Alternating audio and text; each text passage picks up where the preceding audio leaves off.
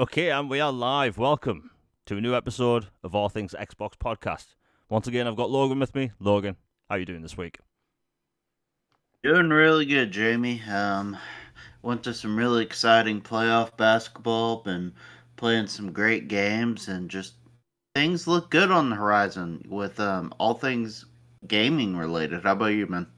Well, it's cold, it's damp. I've been stuck in the house. It is what it is. But, we have a lot of topics to go over this week, and it's been a really cool week for news. Nothing really bad, but all the cool stuff, and it's going to be fun. Anyway, before we get into all that, Logan, have you been playing anything interesting this past week? Yeah, I've dived into y'all know how I love my boomer shooters, and so I with 40,000 40K Warhammer 2 coming out before too long, I thought I'd dive into Bolt Gun, and it's a lot of fun. It's set in that universe, but it's the game style and everything is a lot like Proteus or like those retrofit but modern shooters. And it's a lot of fun. It's lore accurate. It's over the top Gib Fest, just blast things into bits. And it's loads of fun. Been playing that. It's on Game Pass now, and it's been on sale frequently. So keep an eye out on it.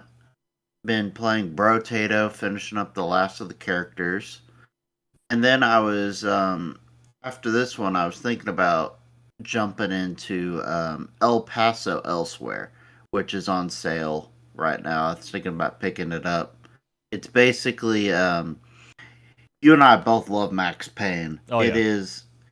It's like Max Payne, the Noir style, monologue and discussion and character vibes mixed with vampires and werewolves and like supernatural elements all set in this El Paso hotel thing. And it's actually recently was announced that it's been picked up and is going to be made into a film as well. And it's on sale right now, so now's a good time if that sounds interesting at all to anyone. Okay. Is that it? Is that all you played? Yeah, I haven't been playing a lot. Like I said, I've had some outside of video game stuff going on as well. Yeah. Well, for me, I've been playing a lot because again, stuck in the house. Uh, Lost Judgment. That game it just gets better and better. I'm on chapter 4 at the minute, and even though I do think the first game was better, this game's still excellent. I highly recommend people need to play it.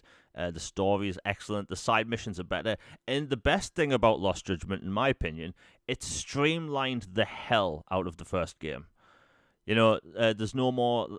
So in the first game, you could be friends with basically anyone that ran a shop. That's not a thing in this game. So there's not 400 characters that you have to make friends with and do missions for. All the fluff is gone that was in the first game, which I love the fact that they've streamlined it. You have a skateboard to go around places, which is really cool. And the second city in the game is massive, so you can get from point A to point B really quickly. There's more taxi ride locations everywhere. It's honestly, I think if they put the quality of life features from Lost Judgment into Judgment, it'd probably be one of the best games ever made. um, but yeah, Lost Judgment, incredible game. I've been playing Persona 3 remake. That game does not end at all, which is it's fine by me. It's gonna last us a while. Um, I've been playing Harold Halibut. It's in Game Pass. That game, we've talked about it before. I've covered it on the channel in, I think, 2 videos. It's a handmade game where the developers actually made everything by hand, Wallace and Gromit style. And it is great. It's kind of a modern take on a point and click adventure. It's a very slow paced game, but it's very good. The sci fi story they're telling there is really cool. Just finished chapter 1 just before the show started. Great game. There is a weird thing with that game though. Game DVR cuts out game dialogue for some reason. Maybe the developers chose that because of maybe spoiler things or whatever, but it is what it is. But yeah, outside of that, Dragon's Dogma 2, great game. I'm hoping to get done with that by the end of the week. It's a massive game. one of the cool things about Dragon's Dogma 2 is it has the same thing that Elden Ring had, is you want to spend more time just exploring. Like, I spent 2 hours exploring a completely new region, which I've never seen anyone talk about. There's a complete elven region with an elven city that speak their own language, which is really cool, and I've seen no one else talk about that. So, excellent game, damn good. Oh, and another game I've been playing, which nobody really told me about it, how good it is. It's a SpongeBob SquarePants Battle for Bikini Bottom rehydrated. By the way, Oh, I remember that game. yeah. By the way, whoever chose that name, why you can't even fit that in a YouTube title. But outside of that, it's a great 3D platformer. Like, nobody talks about that, but it's probably one of the best 3D platformers I've played in years. Tons of collectibles, different ways to play with the different characters. The levels are cool, really well laid out, and I would say it's very accessible. It has a bunch of features that people can just dive into. You can save at any spot. There's fast travel between certain locations. It's just good. It's very good, and it's a SpongeBob game. Who would have thought? I don't think I've ever played a SpongeBob game before. But hey, it's very good. But we've got a lot of topics to go over, and you know what? Let's get some Game Pass stuff out of the way. So, Star Wars Jedi Survivor, in my opinion, it's a 10 out of 10. I gave it a 10 out of 10 because it improved on the first game in every way. And for me, it literally fixed every issue I had with the first game. You know, there's no forced back traveling. My main issue with the first game was back traveling and the lack of enemies. The first game doesn't have that many enemy types. The sequel, though, tons, and there's different variants of each type of enemy, and there's multiple bosses throughout the game in each area. There's secret bosses. There's bosses you will find in that game completely by accident, and I won't spoil it for anyone. And I think Logan knows which one I'm talking about. Yeah, I remember. Yeah, you can go through a regular part of that game, and boom, there's a boss fight, and you will crap your pants. But yeah, I'm so happy more people are going to get to play that because it came out and it had some performance issues at first. It got fixed straight away, which was very good. EA did their thing. They promoted it as much as they did. Apparently, it is coming to last gen consoles, but there has been no update in about a year. So I don't know what's going on there. We are getting a Jedi Survivor 3, which is very good. I can't wait for that. But man, that's coming to Game Pass April 25th. Arguably one of the best games of last year. I think one of the cool things about last year being so good is it's so hard to I still can't pick what my game of the year is for last year. It's either Starfield or Jedi Survivor. I can't make up my mind. But hey, great game. Logan, I know it was one of your favorites last year, right? Yeah, it was my game of the year, and it and Alan Wake 2 shared it for me. I just adored that game. It and the original Knights of the Old Republic 1 and 2 are, I think, hands down the best Star Wars games ever made. It's incredible. The story is incredible and heart wrenching, charming, all the emotions spectrum. Like, the characters are just wonderfully done and real development connections. The combat is phenomenal. It's, Sekiro, Elden Ring type combat mixed with, Star Wars universe and lore and powers, and everything just flows right. The exploration is great. It feels like everything is in its place as it should be. And like, this is like when you go to see Star Wars in the theater and you go home afterwards and you're imagining as a kid what it would be like to be a Jedi or go do this. It's like this game right here. It's not over the top force powers like, Force Unleashed where you're pulling a bloody Star Destroyer out of orbit, but it it's amazing and truly spectacular masterpiece. If for some reason you haven't played it, fix that. Especially if you're a Star Wars fan. It's incredible. Yeah, and the Metroidvania stuff just gets better. Like, they give you a new gadget or ability that opens up a completely new area. I want to say like every 30 minutes while you're playing. It's ridiculous. But one of the cool things about that game is actually something I was worried about before the game released. The first game had, I think it was 6 planets and, decent sized regions. And in the sequel, there's really 2 major planets. And that really disappointed me before the game came out. However, when I played it, I was like, okay, I was just worrying for no reason. Because the first planet has, I'd say, like 6 different biomes. There's a swamp area, snow area, there's an area in the sky, there's caves, there's hidden regions underneath the main town. There's different Hmm. collectibles throughout the game. There's side missions in this game, which the first game didn't even have. The cosmetics are way better in this game because in the first all you had was ponchos. The ponchos do make a return, but there's a hell of a lot more you can choose from. You can upgrade your lightsaber in various different ways. There's different ways to fight. There's multiple different kinds of lightsaber in this game. You can even use a blaster, which alongside your lightsaber. But it's an amazing game. I'd say it's a masterpiece. People don't like it when I call it a 10 on Twitter for some reason, but hey, it's a 10. I don't like a lot of things. Alright, true, that's true. Um, but outside of that, new news. Avatar Frontiers of Pandora is getting a 40 FPS mode today on Xbox. So if people have been enjoying that, I think it's like a 3.2 gigabyte update. I've been playing that game, I want to say, for over 60 hours, and I've been playing on 30 FPS mode because of how good it looks. So if they can keep the resolution the same, I'm going to dive into that later. Should be good. But if people have been wanting a more smoother frame rate with the same fidelity, I think that's going to be for them. And I will say this: people give Ubisoft a lot of crap all the time, but they do support their games, specifically Massive. Like they really know how to support their games. Avatar Frontiers of Pandora has been getting a brand new patch like every other week, putting in new features and wanted features and stuff, and it's like they clearly know how to take care of a game, and that's one of the reasons why I'm looking forward towards Star Wars Outlaws because they've proven they can take care of an IP. So hey, people, if they need to play Frontiers of Pandora, it's just amazing. It's really good. Next up, Kingdom Come Deliverance 2 was announced, and with gameplay. Now that kind of leaked in advance that was going to be announced, but I don't think people expected that. One, they were going to show off a ton of gameplay, and two, it's dropping this year, which surprised me because that game is massive. The new game has a map twice the size of the first game. It is a pure hardcore RPG.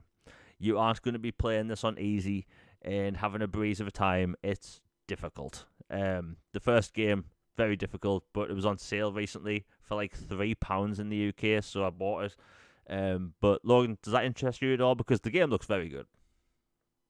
Yes, this one is definitely one that I have my eye on. The first one is, like you said, like ultimate hardcore, like medieval sim. Like this isn't, Elder Scrolls or something else, high fantasy, chosen one. I have, dragon powers or I have this or this. It's like, somewhat grounded in realism, like set Bohemia, wherever in, medieval ages Europe, and you have to grind your way through jobs and like learn how to swing and use bows and jobs, and it's a very hardcore immersive experience. And this one looks like it's taking it up another notch, and I'm very excited. And like you said, it's on sale again for like $3 or $3 or $4 for like the ultimate edition with all the DLC. It's very much worth it, even if you just want to try it out. Yeah, and like, don't get me wrong, I'm not like an impulse buyer. I won't see something cheap and normally buy it. I'll buy it if I want to play it. But after watching that trailer, I'm like, okay, I'm going to dedicate myself to playing the first game because I bought the first game when it came out on disc. And then I got maybe about 4 hours in, and I was just like, the game, we're so used to getting our hands held in games and having Yeah. multiple difficulties, but this game doesn't even have a crosshair. You just like the game just puts you out in the wild and say, okay, have fun. And even though there are hours of cutscenes, like you're going to be basically spending a lot of time learning things yourself. The sword fighting in this is unlike anything else. It's more realistic. You can tell the developers actually cared about the time period. We don't really have games set in that region, like part of Europe at that time. Not really. But hey, I'm sure the sequel's going to be great. It's coming to Xbox Series consoles this year, and if people want to try a brutally like realistic RPG, get it on sale. It is the Ultimate Edition. You get all the little different pieces of DLC, but yeah, I can't wait to go through that. And look, no, mate, I'm gonna watch a bunch of YouTube guides. Like I've already looked up a bunch. Like, okay, favorite that because I'm gonna get my ass kicked. But yeah, sequel coming out this year. It looks fantastic. It's continuing the story of Henry from the first game. What can I say? It looks amazing. The studio, they really know what they're doing. Next up, okay, this was a topic that came out last night. I don't know if you saw it, Logan. Watch Dogs is apparently dead as a franchise. Not surprised. Now, I put it out like this. I like Watch Dogs as an IP. Right, the first game was a very fun game when it came out. It was one of those. It was one of those games that came out during the lull of the Xbox One and the PlayStation 4. I think it released in April 2014, so people's consoles were still fresh, and there wasn't a lot of games out at that point. And that game really made people think, okay, this is going to be our sort of GTA style game. And I thought it was a very satisfying game. It had its issues, but I thought its open world was nice. The combat was good, but again, littered with issues. The story wasn't that engaging to me, at least, well, to me anyway. And then with the sequel, they set that in San Francisco, brand new character, new gameplay, more refined gameplay. But that came out in the period where, every Xbox One game was getting criticized because of resolution. And then the PlayStation 4 Pro came out, and everyone was like, okay, we're getting Pro enhanced titles. While the Xbox, One version still looked as it was at 900p. And then when the One X came out a year later, it didn't get an update. So on the Xbox side, I think a lot of people kind of shrugged it off because it did look pretty bad, considering how far the camera is from the player. So you have all these jaggies around the character. But outside of that, the world was beautiful. The car gameplay was spectacular. Like that, I loved that game's gameplay. The parkour was excellent. The new hacking styles were really good. The fact that you could 3D print weapons in the game worked really well. But outside of that, Watch Dogs kind of went quiet for a while. And then Watch Dogs Legion was like a big launch title for Xbox Series XS and PlayStation 5. And I have to admit, like that game on 30 frames mode with the ray tracing is possibly one of the best looking games ever made. It is spectacular. Like whenever I have a podcast on, and you notice that there's gameplay from like an open world game with cars and there's ray tracing, that's Watch Dogs, right? Because that game looks so good. But the problem is that game didn't have a. Logan, did you ever play Watch Dogs Legion?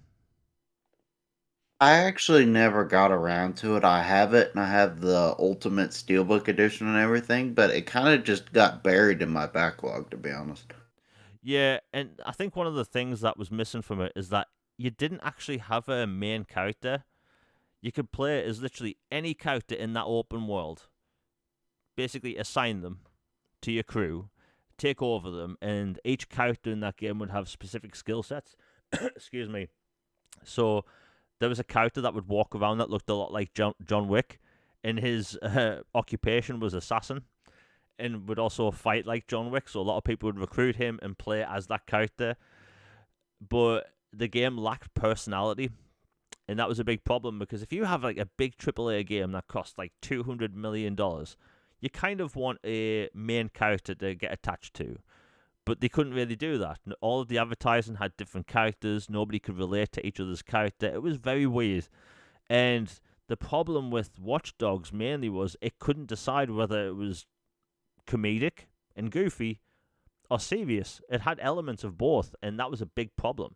There'd be a super serious storyline, excuse me, and then 2 minutes later, there'd be a proper clown fest going on. And it just didn't make much sense. So like Watch Dogs as an IP is kind of been mistreated, kind of. They did put out DLC. They put out a lot of support for that game when it came to multiplayer and expansions. But outside of that, I think Ubisoft's kind of lost at the minute. You know, they're doing. It looks like they're doing well with Star Wars, and Avatar: Frontiers of Pandora is excellent. They didn't market it, but it's excellent. Assassin's Creed is weird as well because again, I might talk about Mass Effect all the time, but I love a lot of Ubisoft games. Right, Assassin's Creed, Ghost Recon, Splinter Cell. Whenever we do get a Splinter Cell, but like man, it's so hard sometimes to be a fan of their games because they just do these little moves that just want to push you away. And like it just came out today that the Assassin's Creed game we're getting in 2026 has powers that you're playing as a character with powers. Like if about an hour and a half ago, and anyone heard like a loud slapping noise, that was me face palming, right? Because I'm just sick and tired of Ubisoft doing this with certain IPs. Like, keep magic out of Assassin's Creed. They should have kept on being serious with Watch Dogs, gave it a personality, have one character that goes from one game to the next, rather than playing as anyone. And it's just they make all these weird decisions, and it's a shame to see because GTA has no competition at all. And people will say, "Oh, GTA doesn't have any competition." It's like, Logan, remember back during the original Xbox days and the Xbox 360 where we had these open world games that at least contested somewhat GTA?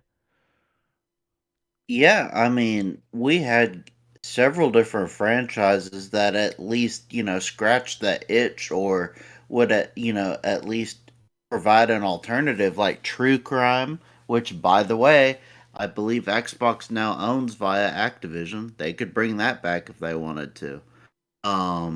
There's True Crime. There was Saints Row back when people were enthusiastic about the franchise. There was several other games like that. I mean, Sleeping Dogs was really, really good.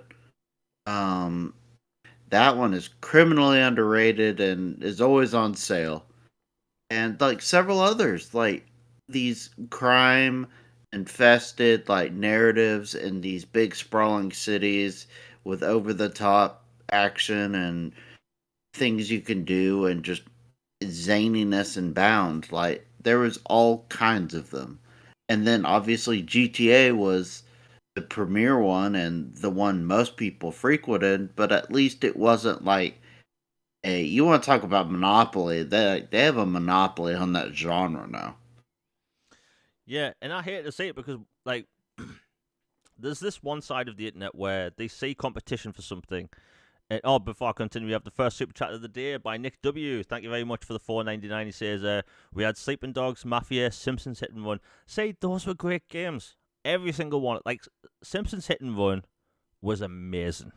Like that game, like even though it was like 3D, So funny. yeah, it was funny. It still looked like The Simpsons. It was out, I'd say, at the height of like The Simpsons being at its best, where the jokes were like still funny.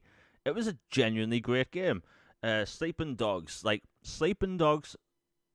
did things better than GTA. The driving mechanics when it came to combat better than GTA. The on foot combat miles better than GTA. Like you could do actual martial arts, and there was like things you can interact with in the environment, which was really cool. And Mafia is such an incredible game. You have the first game, which was set in an open world, but it tells a linear story, yet it works. Then you had the sequel, which did a linear story in an open world again, but it was slightly more open. And that's the story of Mafia 2 is incredible. Mafia 1 as well. But like that was an era where we were getting these games all the time. You know, Just Cause came out and had more cities, and I think Mercenaries we can kind of throw in there. But it just seems like we were getting more games like that back then, and now like what do we have? GTA, and that's it. And that's sad, man. Like, and we get what one GTA every decade now. So there's no more Watch Dogs. There's no more Saints Row. Who else is making an open world city game? No one. Like, and I'm not I mean, including. Saboteur just got relisted online at some places, but it's not a new one. Yeah, and like I hope that comes back to consoles because that game's great as well. But like the the Xbox One, PlayStation 2, and GameCube, all the way through to 360 and PS3. Like, we had these amazing open world games all the time, set in cities, and now nothing. And we're going to get GTA 6 next year, and then nothing else for what, till 2037?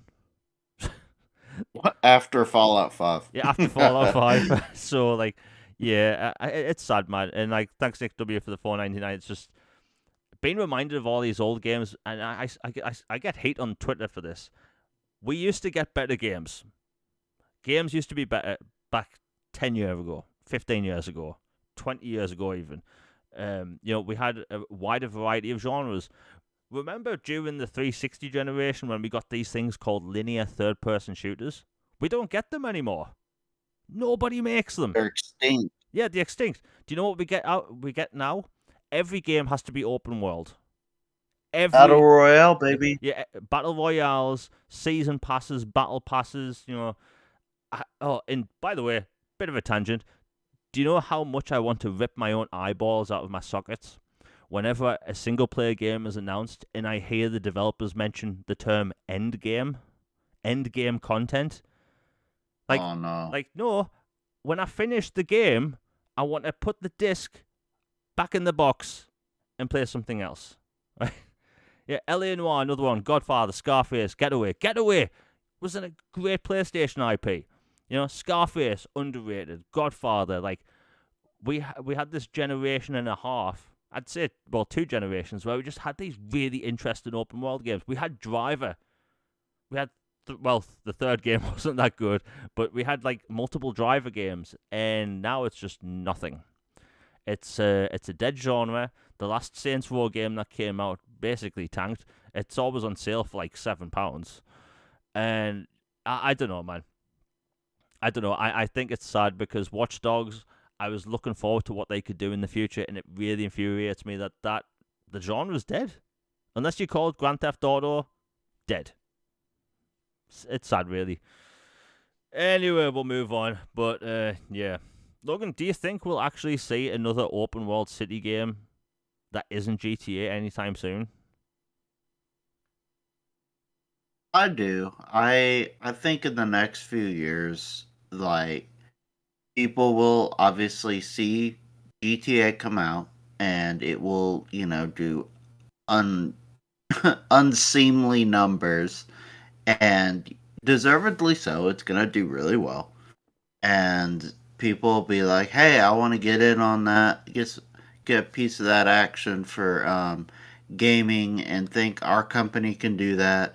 And I think we will start seeing a resurgence in it after it. The gaming universe seems to go in cycles where one title will come out, and then it'll inspire a bunch of variants, and occasionally one of the variants latches on and becomes successful, and it breeds its own thing. A bunch of the time the variants flop, but occasionally there's a really good one and it has staying power. I do think we will see more, and honestly, I would call on Microsoft to, like, seriously, like, if they do for sure own the true crime IP like I think they do, bring that back. At the very least, make it backwards compatible, put it in Game Pass, see what people think.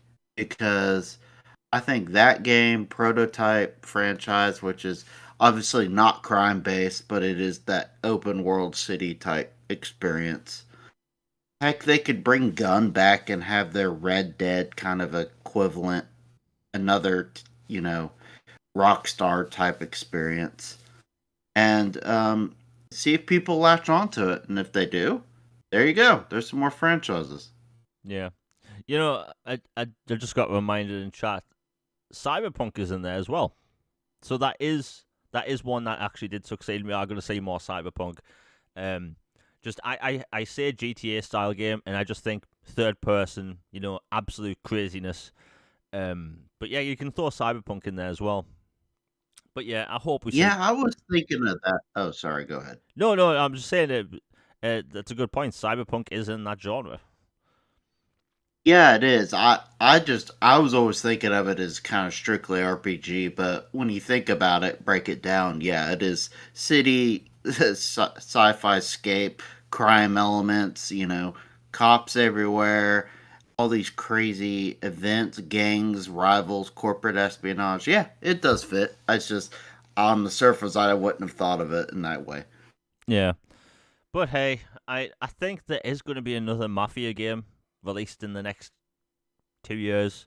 There is one in development at 2K right now, even though they had a bunch of layoffs. But as far as I know, the new Mafia is actually pretty far through development. So, and I believe that game's going to be set in 1920 Italy, I think, anyway, which would be an interesting time period, especially for Italy. Anyway, we'll move on. Oh, Embracer. Let's get the rest of the bad news out of the way. Well, it's not really bad news. So, Embracer's messed up beyond belief. I saw Bully in chat. Yeah, Bully is another open world. I thought in the GTA style game genre. Um, but yeah, what was I saying? Oh yeah, um, Um, Embracer screwed up again. yeah. Embracer. The thing is, Embracer's screwed up so many times over the past year and a half. They ballooned way too big. You know, while every news outlet on the planet was saying Microsoft is going for a monopoly, you had Embracer on the sidelines buying everything. I think they had like 128 studios at one point. Like they had more studios than Microsoft, Sony, Nintendo, and EA combined. Like, like absolute lunacy. And the thing is, I like a lot of Embracer games, right? THQ Nordic make fun games, but as we know, THQ Nordic is just one part of Embracer, and them alone, they do not market their own games, right? We've had two major titles by THQ Nordic alone this year, zero marketing. Alone in the Dark and Outcast: A New Beginning. Zero marketing. Like, Logan, in the US, has there been any marketing on TV for any of those two games? um, Hardly at all, if any. Like, I mentioned it today on Boom's show, and even he didn't know Outcast was out yet. Like, because they don't talk about it. Their Twitter shows, like, I've marketed Outcast more than THQ Nordic. That's sad. One, I'm a sci-fi nut, but still, like, I shouldn't be doing their job, and that's just one part, and they split up into multiple different publishing houses. So you have THQ Nordic, you have Deep Silver, and a bunch of other companies, all distributing and putting out Embracer games. Well, long story short, they've decided to split up Embracer into three different publishing arms, three different companies, if you will. One is basically going to be doing card games, tabletop games, and all that stuff, and some indies. The other company is going to be called was it Coffee Stain and Friends. They are going to be the indie double A and single A games, and also a free to play publisher. And then there's Middle Earth Studios and Friends, which is going to be the triple A big boys from them. And it's weird because they're all going to have their own stock exchange stocks and all that stuff. I don't know. It's like, Logan, before I whiten on a bit about it, because again, Embracer seems to like make me mad on a weekly basis. Like, what's your thought on the whole them splitting up into three different companies? Well, it's interesting. One, you can spin it somewhat positively that they're breaking it down into smaller more manageable parts, and like, okay, these are going to be more self-reliant. These are going to be, we have our indies over here, we have our big licensed IPs over here, and then we have like the kind of their own category, not really AAA, but not indie games over here. And then, on the but at the same time, if they're more self-reliant, it could lead to more closures, more problems if they're not as successful. So there's that.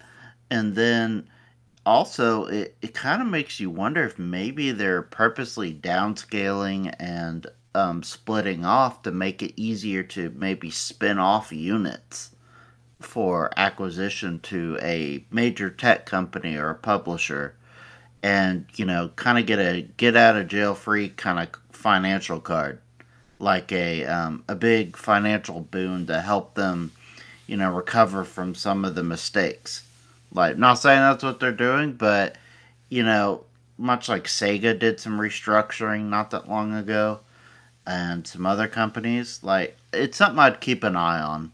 Like, especially since one of their branches now has, Crystal Dynamics, Eidos, Warhorse, who does, Kingdom Come Deliverance and its sequel, and then Tripwire, which does that Man Eater game, and Killing Floor, and they have a few other ones, and then the Indies one, and then like Coffee Stain, which is, like the Goat Simulator Studio and some other people.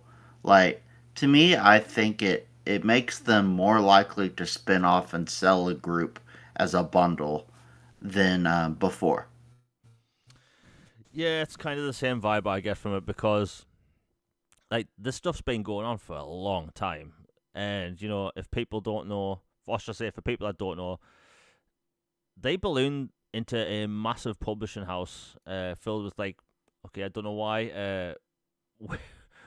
The Windows news section on my PC is covered up my entire screen, and I can't say anything. Okay. Um. Anyway, don't know why it was doing that. Okay, I've got it back now. Um. Yeah, Embrace has messed up for a long time. They were buying all these studios and thinking that they were going to get that deal with Saudi Arabia, and it fell through. I think the deal was going to be like $2 billion or something. So they were just buying up studios. Like they own the intellectual rights to Lord of the Rings. like why of all Which things? isn't cheap. Yeah, which isn't cheap. Like why of all things would you just buy the Lord of the Rings IP, and now you're going to work with Warner Brothers to make more films? That's a different topic for another day. But they ballooned, and I think you're right. I think they are going to try and sell things off, and this isn't me going, Microsoft need to buy them all. It's like they already have relationships with those studios. Valheim developers. Valheim's already on Xbox in-game preview and in Game Pass. Valheim is very good, by the way. People haven't played it, and Crystal Dynamics is working on Perfect Dark along with the Initiative, so they have that talent there. And Eidos Montreal are also working on Fable, so like those studios specifically make the most sense for Microsoft. And like you've got to wonder if these companies and now like if Embracer has split these up into three full-on companies, that means they have to basically self-sustain. You know, as far as I know, none of those studios are recently putting out big games. Some of them are later on in the year. None of those actually put out games with microtransactions or have live service. That's help supporting the studios. So I can't see this actually keeping them afloat for that long. It just doesn't add up. Especially like the AA studios. I've complained about this in the past. THQ Nordic don't actually, and like the other publishers, they do not market their own games, and it drives me nuts. Like I've had to tell people, oh yeah, do you know there's a new Darksiders game coming out? Like, oh no, had no idea. Like that's how stupid it is, and I want to see them succeed because we need more third party publishers that actually thrive. We need more than EA and Ubisoft. And we can throw in Activision in there, but they still do multi-platform stuff. But it's sad to see because over the past 6 months, Embrace has laid off like a dozen studios or something. Like they closed down, I should say, cancelled Deus Ex. Do you know how much that hurts?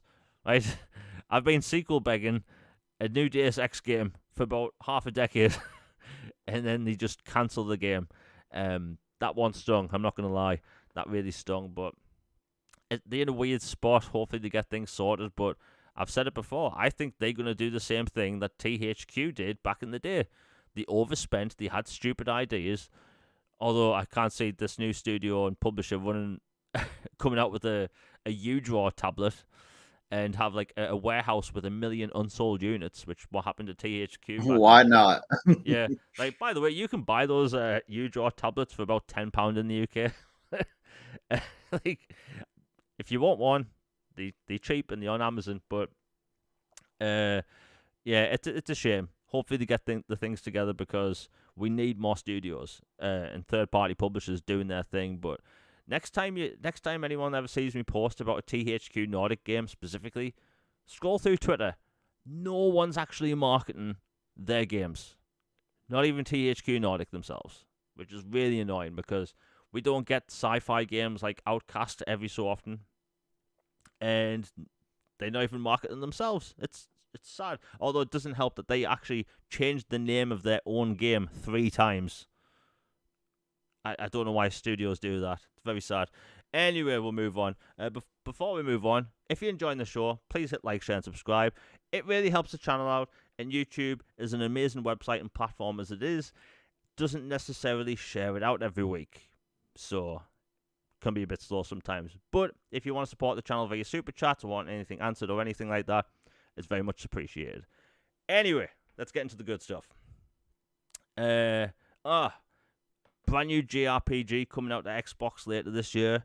It's called, and I'm going to try not butcher the name, Metaphor ReFantazio.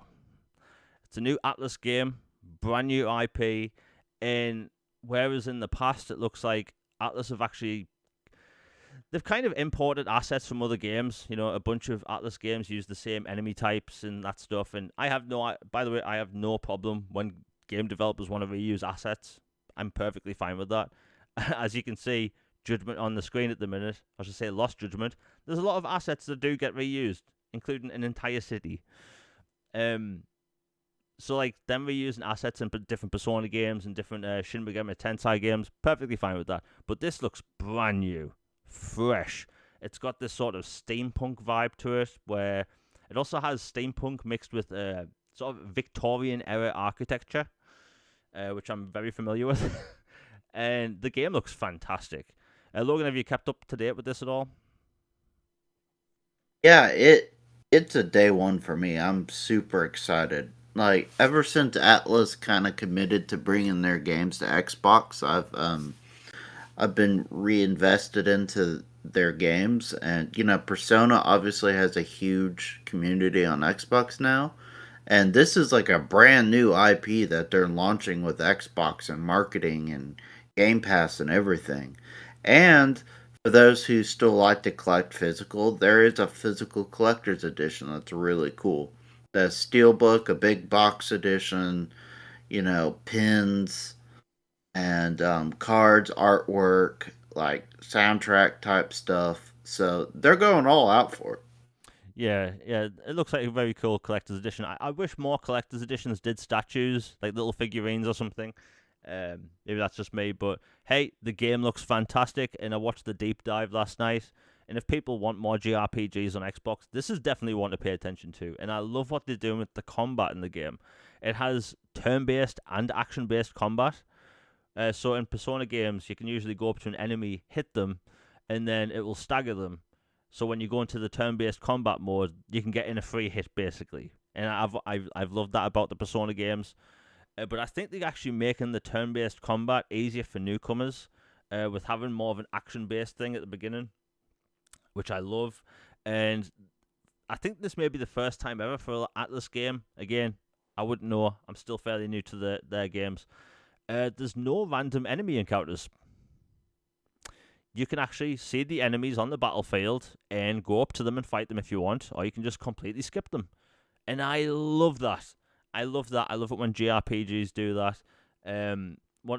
If you're a Final Fantasy X fan like me, those random battle encounters can be really annoying, especially when you're low on health, you don't know what to do. It can be annoying. But in this game, looks like that's not going to be an issue. You have an airship type thing. And as someone that loves sci-fi, I love myself some airships.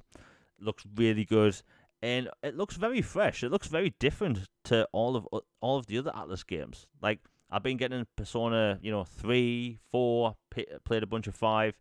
I didn't like, I'll admit, the game they put out last year, or might have been the year before, Soul Hackers 2. I bought that launch day, but that difficulty curve killed me.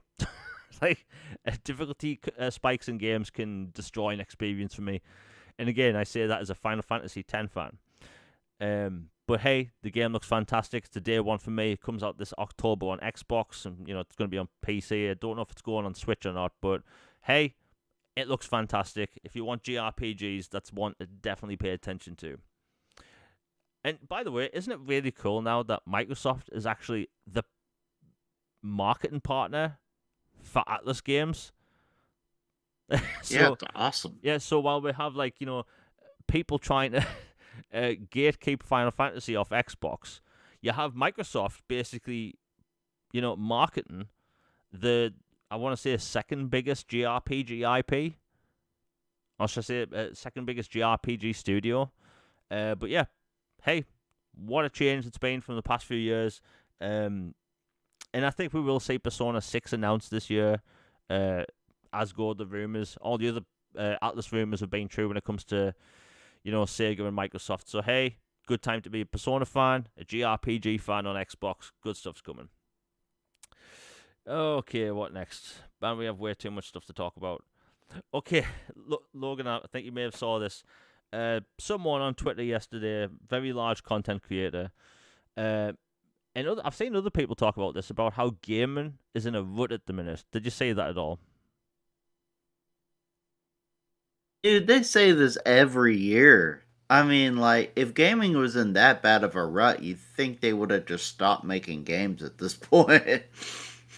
Yeah, and like I've But noticed. yeah, I did see that. Yeah, it's weird because like we're in the like we could all admit like Microsoft, they had a very slow generation at the early start, right?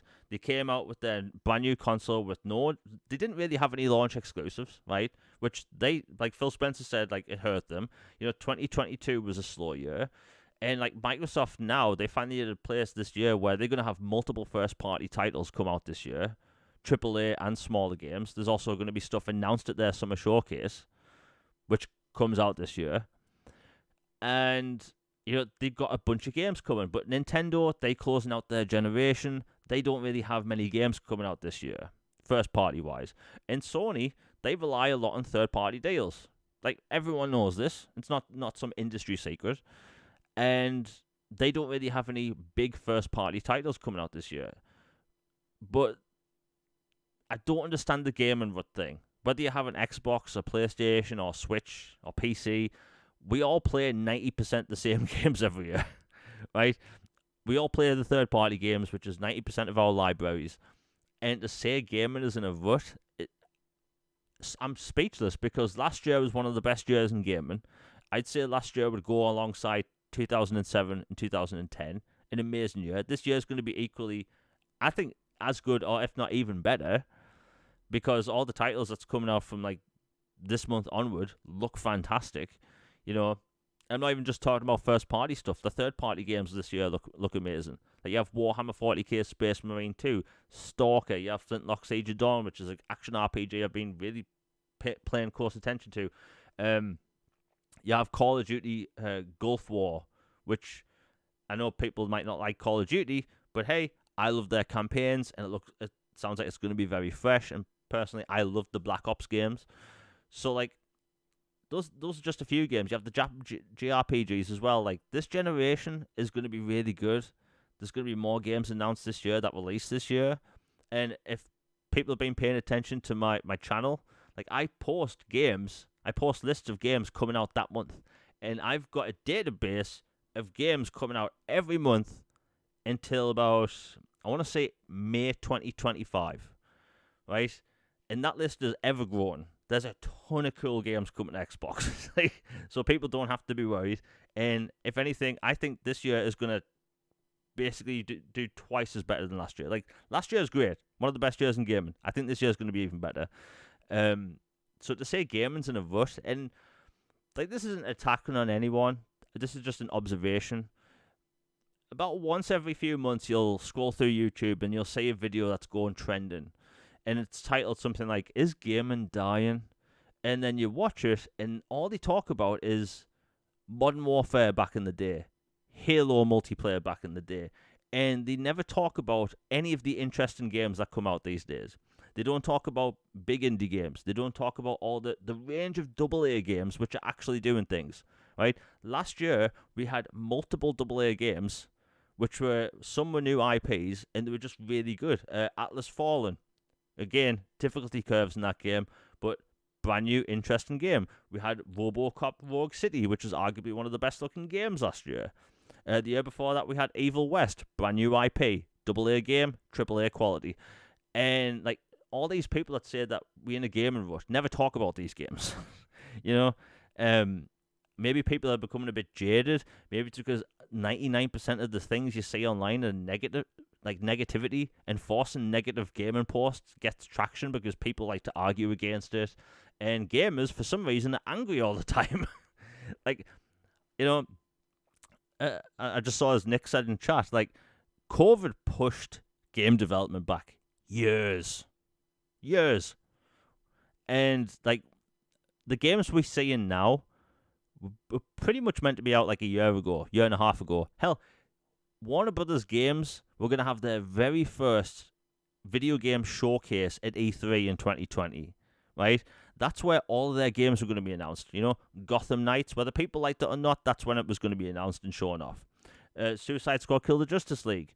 Back in 2020, that's when it was going to be shown off. The Lego games and all the other games in development, like those games were going to be shown off there in 2020, and multiple games were pushed back years. And HellBlade, I use HellBlade as an example because that's a British studio. Like during 2020, the offices around the UK were closed. They literally couldn't work on the game. Right, a game that's specifically focused around motion capture. They couldn't get into a studio to make a game, so like that game was pushed back.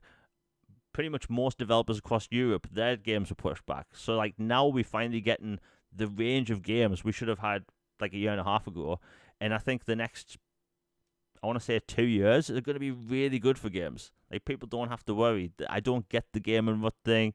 Like, Logan, do you think the whole game and rut thing might come from sometimes gamers being pushed into the whole negative mindset? Yeah, I honestly think, just like, there's the expression about, certain things sell in media and, looks and other things, or negativity sells. Hate clicks sell. They get a lot of attention. People get up in their feelings about stuff, whether they're like, "Yeah, I agree. Let's get pitchforks and torches," and the whole angry, hive mind experience, or people going, "This is ridiculous." Like, hey, hey, Jerry, you see this? This is the worst tick I've ever seen. Let's dunk on this guy. But then you're giving the dude oxygen by dunking on it or talking about how dumb it is. And so it perpetuates the problem. And it's just, I think the negativity thing is a big part of it. I do think we have had some periods that have been, down. There was, 2022, which was obviously just like apocalyptically dry for Xbox, which they've admitted it was bad. Like, straight up, it was bad. But, they've rebounded from that. They're doing really well now. They're, the launch for every company was for next gen was pretty lackluster because of COVID, and obviously that's understandable. Everybody's tired of hearing about it, but facts are facts. It's what happened, and I think it is like you said, partly negative and partly just some people like certain types of games and experiences, and if not everything is along those lines or crosses certain T's or dots certain I's, then they don't feel it's them and they don't feel they're being represented, and so then they get online and spout off about it and go, "Oh, man, is it just me or is it like the gaming industry sucks now or this or that?" I do think that's a big part of it. Yeah, and the thing is, I think like gamers being jaded really plays a lot into it because whenever I post a video of upcoming games coming to Xbox, I get about one or two replies that say something like, "Which one of these are exclusives?" Like, there's this segment of the gaming space or gamers where they only focused on talking about exclusives. They don't talk about third party games or like, "Hey, isn't it really cool? I discovered this game I've never heard of before." this indie looks cool, that double A looks cool. Like, too many people that complain about triple A gaming do not spend that time and effort and money playing double A games. Playing games made by developers that have a lot of passion, games that don't even get marketed. And, like, I don't know, like, I think there's way too much forced negativity because, like, we live in a, I want to say, silver age. We're not that lucky. It's not going to be a golden age. We're not the 360. But we live in a really good time for, like, video games at the minute. You know, developers are actually putting out really good games. COVID is pretty much over. You know, development's resumed on all sorts of games. Look at Stalker. Stalker 2, that's going to be one of the biggest games of the year. They made that game while being in a country at war. Like, they made that game, and like that game got delayed several times. That game was originally going to come out in 2022, and that was pushed back because of certain things. But it's crazy that people think that gaming is in a rut, and it's a thing I see once every like week or so on Twitter, and it's like, really, like, people need to open up their own like. Like, I put it like this. I'll use me as an example. When I was a kid, I only played platformers and fighting games. That was it. Like, platformers and fighting games. And then I played a little game called Metal Gear Solid. And then a game called Final Fantasy VII. And Colony Wars. And G Police. All completely different genres. I opened myself up to, as a kid, to different genres. And now, I don't even play fighting games at all. You know, not my thing. I mainly play RPGs. Like, that's my thing now. And I think more people need to try different genres. Like, hell, I've mentioned this before. One of my friends that only played first-person shooters mainly plays RPGs now. So it's like, people need to open the horizons a bit, you know, play something different. The reason I talk about JRPGs a lot is, one, they're awesome. And two, I think like a lot of people that have like discovered JRPGs for the first time really like them. You know, a lot of people have different ones for them. Some people it's like Final Fantasy VII or 10, Lost Odyssey, Eternal Sonata, Tales of Arise. The list goes on. But I think nobody's going to be in a gaming rut if you just change up what you play. Like, as someone that plays RPGs all the time, I have to mix it up. I have to play maybe like a first-person linear campaign if I've been playing a bunch of RPGs, so I don't get burnout. You know, gaming burnout is real. It happens, and you don't get that if you mix up the genres. Just putting it out there. Anyway, we'll move on. You know what? I don't know if we should talk about this, Logan. So I've seen some theories about this. People talking about how Final Fantasy VII Rebirth sales not meeting Square's expectations or selling 50% of what the first one did. And it's kind of why I think this is game price. The last game was $60 and now it's $70. And some people are theorizing it's my main theory that the game's selling less because it's $70 and that the $70 price point is hurting games.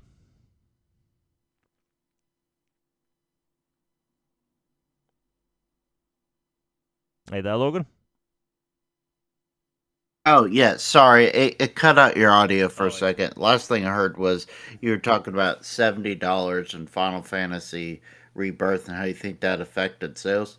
Yeah, like, do you think the whole shift to $70 games is kind of put off a lot of people going day one on games? Yeah, I think it plays a part. I mean, that's an extra $10 we used to have that we could have put down on something else or um saved down the line. And I mean, yeah, there's the argument, yeah, whatever, it's just 10 more dollars. But, eventually just 10 more dollars adds up quite a bit. And especially with, some studios and publishers having the audacity to say that games should be 80 or $100 and soon.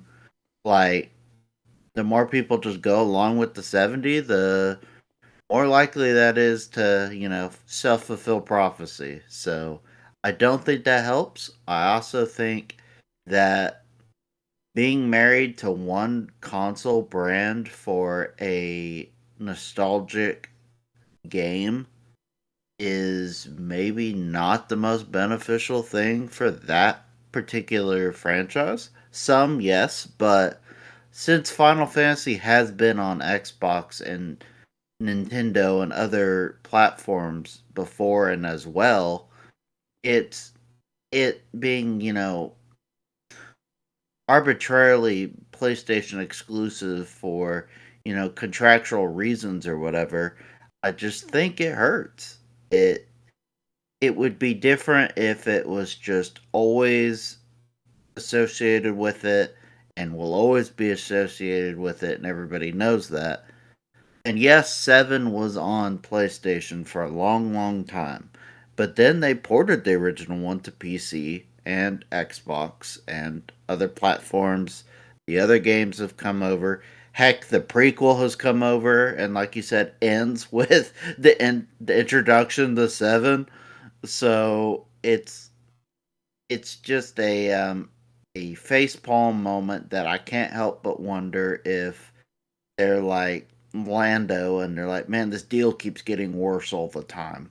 Like, if they could go back and change the deal or make it to where they never signed on for a timed period of what or indefinite period of time for exclusivity, that they would have just not taken the bag. Yeah, before we continue with the topic, we have another super chat of the day by Nick W. Thank you very much for the 4.99. He says, "I play a bit of everything. I mix it up all the time. I'm currently playing Ratchet and Clank Up Your Arsenal." By the way, I love the name of that game.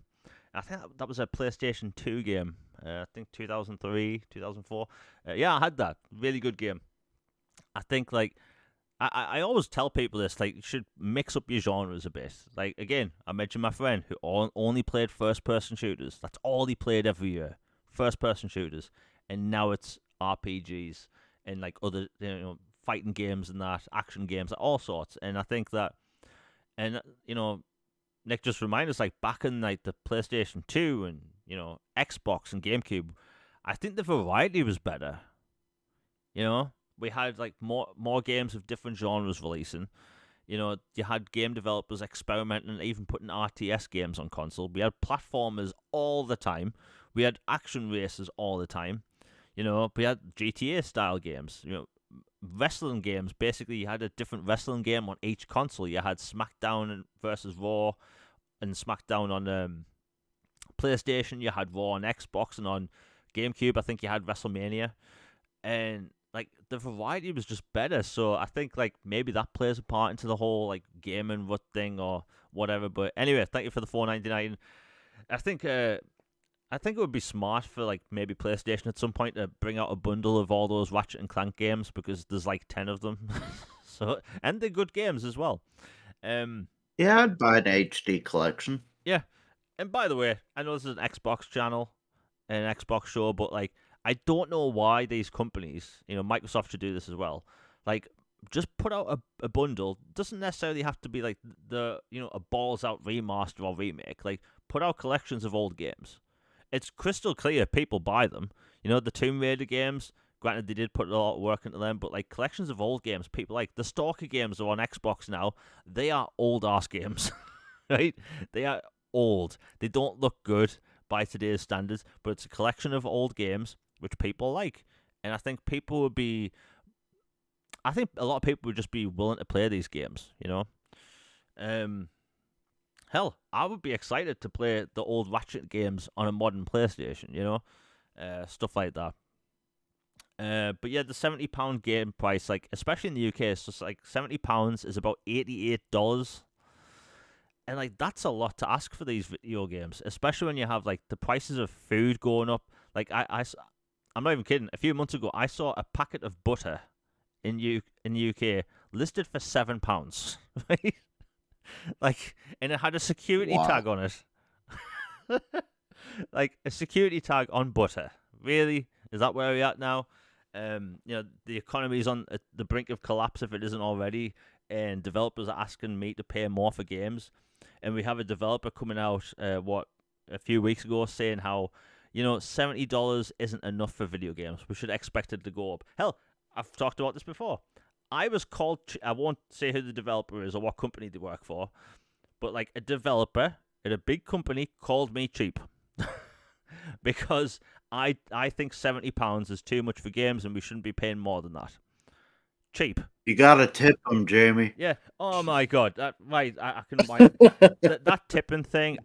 When Mikey Barra said that, I saw a bunch of developers go, "Oh, that's right. I like the idea of that. Of course, you like the idea of that." Like, and plus, if you work for a big AAA company, you're not getting that tip. The publisher is. Man, it's just like we get nickel. Oh, I'm gonna rant. We get nickel and dimed. We get nickel and dimed every 5 seconds, right? Do you want to buy this game? Okay, cool. Do you want to pre-order it so you get this exclusive mission and DLC pack? Okay, I guess. Would you like the season pass as well? Well, I guess. Okay, what's in the season passes? I'm not going to tell you yet. So, like, I'm buying something that I don't know what it is, and the game comes out. Oh, it's got a day one patch. Oh, the day one patch is the size of the game itself. Okay, so I have to re-download the entire game. Oh, the disc is actually an internet game key. Okay, it's like I'm getting a worse deal every single day in the gaming space, right? There's beautiful games. They're hoodwinking us. Yeah, they're hoodwinking Big us. time. And, like, bamboozling us. Like, I'm sick and tired of, like, needing money from me all the time, right? Do you know Metal Gear Solid Survive? You had to pay for extra save slots. That's sicko behavior. Yeah, and the internet was angry about it for maybe 5 seconds, and then what happened? Nobody talked about it again. You have Bandai Namco. They have one game on Xbox Live at the minute. That's £80.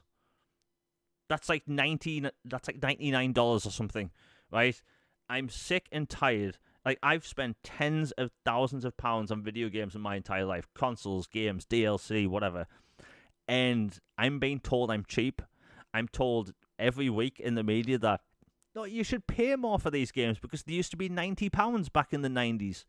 It's because they were on bloody cartridges, where they had to manufacture these cartridges in like 8 different factories, then put it all together, then slip it in a box, and then travel those across country to a different shop. Well, guess what? I'm getting most of my games digital. So where's the money going? It's not going. 30% of it isn't going to the game shop. And some of it isn't going towards, the traveling fees and, like, all that stuff. Like, no. I'm nickel and dimed every 5 seconds. Every 5 seconds. You open up Twitter, Xbox, PlayStation, whatever. There's a store in your face offering you games, which is fine. It's their platforms that can offer games. But, like, that just really infuriated me, a developer calling me cheap. Like, I'm not nickel and diming you. Like, put out a good game, I'll buy it. That's all I ask. That's all I want a developer to do. Make a good game, I'll buy it. I don't need the biggest marketing. I just want to see a cool game that interests me, and I'll pay for it.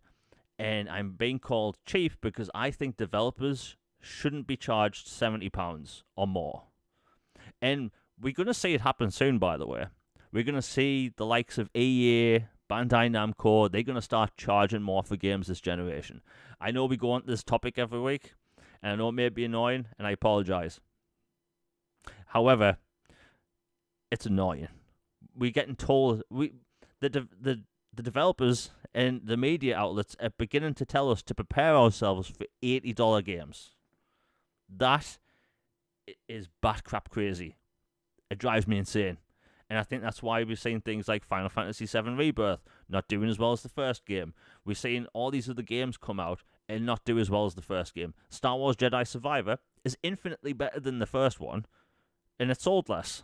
Why? Because they bloody cost more, And, oh, man, I apologize for whining. It's just, I'm just sick and tired of everything going up in price. Everything. My cider went up in price. I have to pay more for alcohol now. What? The world's coming to an end. Anyway, we'll move on.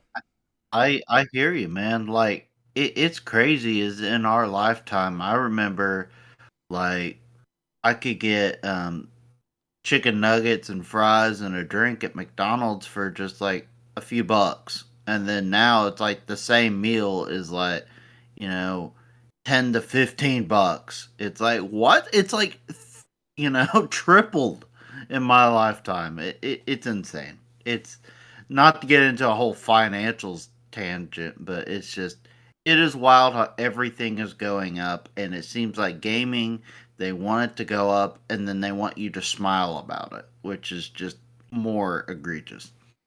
Yeah, and it's not like people's wages have gone up the exact same amount in the same amount of time. Like, no. And by the way, No, a lot of these developers just conveniently forget that we just went up to $70 this generation 4 years ago, and now we should expect it to go up even more. And we about what?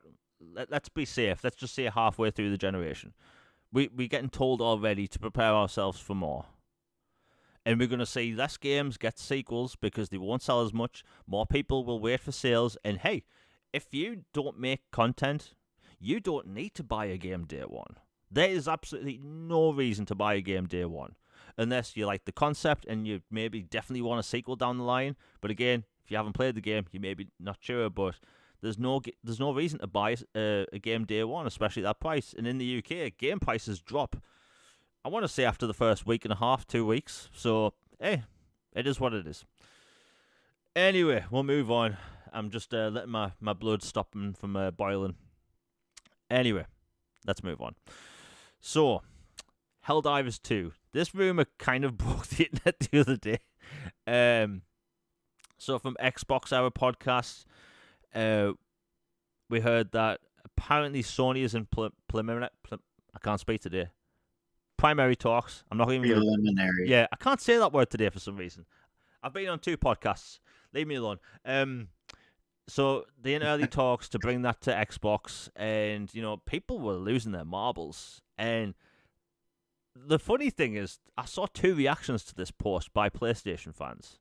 There was the Helldivers community that were excited, right? Like really excited to having backup. And then there was the fanboys, which were angry about it. And it's kind of weird because we see a lot of these people that have been port begging first-party Xbox games. And like, look, Sony's these game developers, these games in development, these are costing way too much money, right? Games are costing $100 million, $200 million, $300 million. And like, I think I saw someone do a write-up recently that The Witcher 3 cost $78 million, and The Witcher 4 is going to cost about $400 million.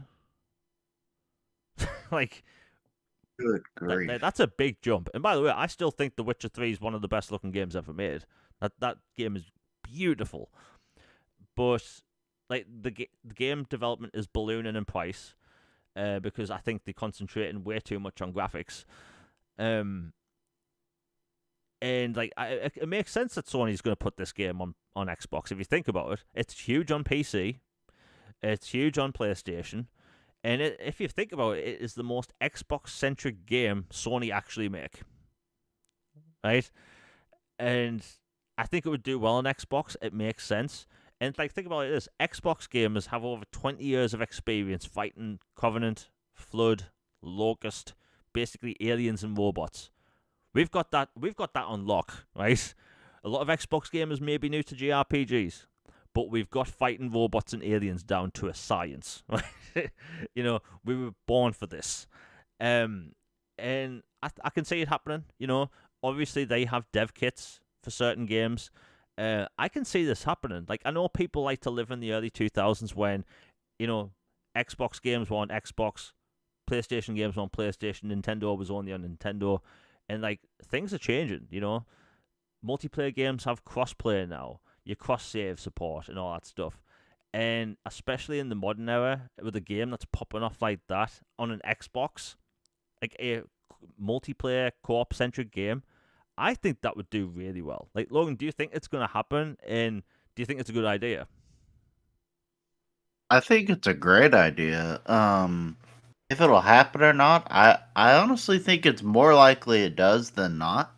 I I I will hedge a little because Sony to this point has not historically been the most shall we say sharing of their IPs and stuff, but with the new CEO in place temporarily till they find a new permanent replacement for Jim Ryan, he has shown to be more open to things and putting things on PC day one.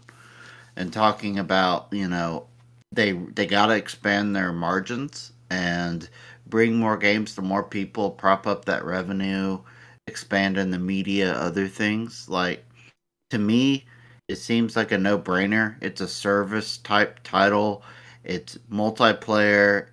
It's not a traditional console exclusive like icon character. You are one of these soldiers in a squad going out for democracy. It's you're not the Master Chief or Mario or Link or, Jack and Daxter. You're not like so intertwined and ingrained with a brand to where it would be like, what have you done? This is blasphemous. You're a heretic for even suggesting this go somewhere else.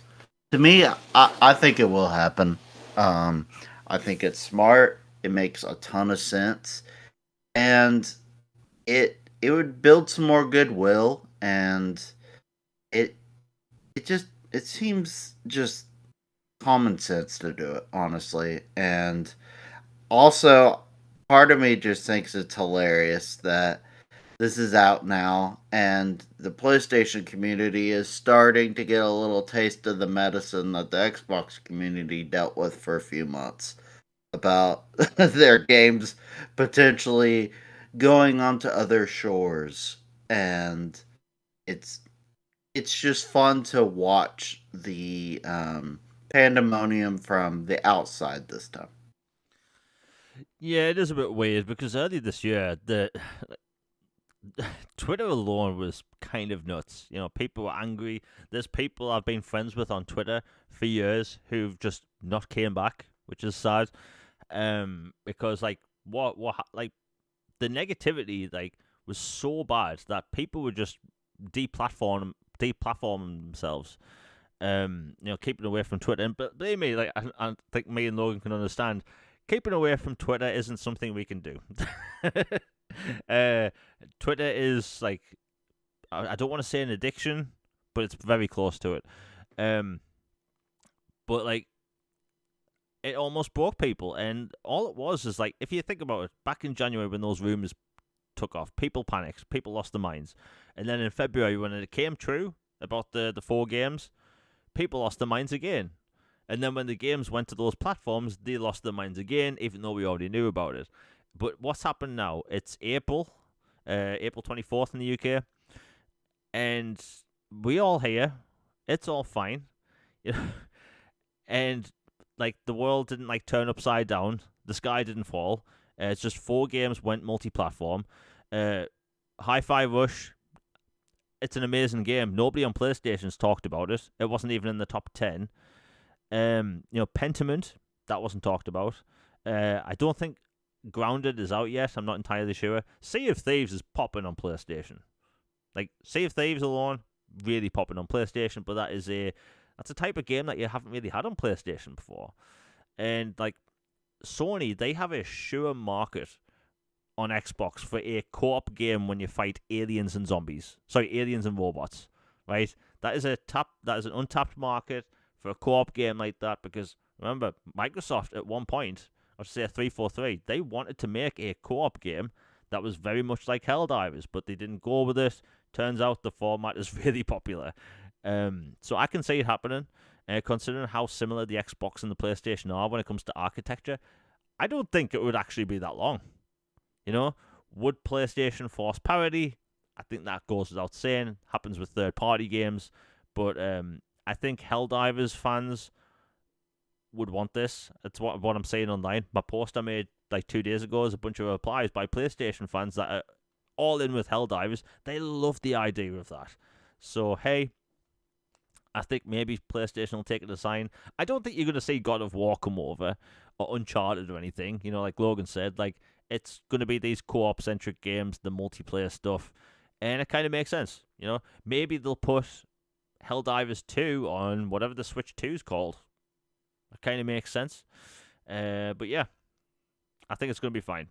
And, speaking of sales and stuff, it turns out that Xbox is now the biggest publisher on PlayStation, which doesn't really surprise How me the that. tables turn. Yeah, who would have thought Microsoft's plan works? Obviously Minecraft, you have Call of Duty, you have Diablo, Sea of Thieves was high up on their list, and also Fallout.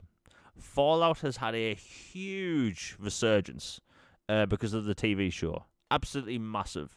And it turned out that one day this past week, over 5 million people were playing Fallout games. Like that is crazy. Crazy. Fallout 76 is thriving. Fallout 4 has a huge player base concurrently on Xbox, PlayStation, and PC. And even the older games, Fallout 3 and New Vegas on Xbox are in the top 10 in the UK. So, a TV show has done this. And I don't know, Logan, what's your thought on one, Microsoft being basically the biggest third-party publisher on PlayStation at the minute, and the resurgence of Fallout? Oh, first on the publisher thing, like, yeah, that that's a big deal.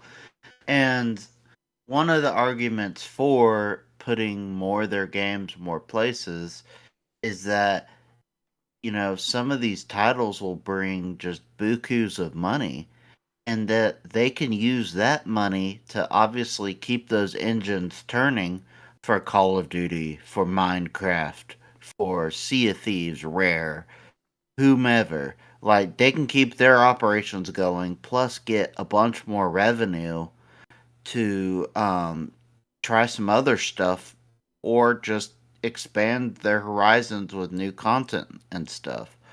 But it also gives Microsoft and Xbox even more money to be able to use for some of these experimental titles like a Pentiment or a Hi-Fi Rush, or stuff that is not the biggest audience but keeps their developers happy, their talent happy, and potentially becomes new big IPs if they explode in popularity. People go like, "Wow, this is awesome. I'm glad you took this risk." And now we have an audience. Or, at the very least, it allows them to, you know, keep these titles in Game Pass and draw audiences to them, because, like Netflix and some of these other streamers, like, not only do they have like big tentpole, like, iconic franchises, films, whatever, but they also have some kind of niche stuff that they know will draw people specifically for that, and they will subscribe just for that kind of stuff. And so this indie art house type style of games will keep bringing more people. This money from this will help ensure that they can keep doing that and not let it affect their bottom line too much. And so, in general, the idea of PlayStation gamers funding Xbox games going forward is really funny, but also good. And in particular about Fallout, yeah, it's wild. Like, I'm looking at the chart right now in the U.S. On my Xbox screen anyway, and Fallout 4 Game of the Year edition is number one right now. Um, Fallout New Vegas is number three. Um, Fallout 3 is number five. What? One, two, six. Um, and like Fallout 76, the um cross Boardwalk Paradise edition is like 11 or 12, and then Fallout 4 Standard edition is like 13 or 14, and then you mix in like Call of Duty Modern Warfare 2 and Black Ops 2, and then Black Ops 3, like, they're dominating with first party titles on their own top 10 and top 20, and Fallout in particular. Like, they announced today, Bethesda did, that 1 million people concurrently it reached a peak of 1 million people concurrently in Fallout 76 at one time. All-time high for players at one specific time, which is ludicrous number, especially for a game that old. And across all the Fallout games, they've reached about 5 million players, like, concurrently in like the week, which is crazy. Yeah, it's not smart, and this is all because of a TV show. Like, it's crazy. I'm looking at the Good top. movies, man. Good Yeah, shows. yeah, and I'm looking at the UK list right now. So Fallout 4. By the way, all these except the Game of the Year edition are in Game Pass. So Fallout 4 Game of the Year edition is at number 2 in the UK. Fallout New Vegas is at number 3, a 360 game. Fallout 3 is at number 7, and Fallout 4, the standard edition, is at 10. Again, that title is also in Game Pass, so it's like people are still buying games whether they're in Game Pass or not. The upgrade for 4 comes out on the 25th, so like it's massive at the minute. Fallout, like all people can talk about is Fallout, and I think that's got people thinking.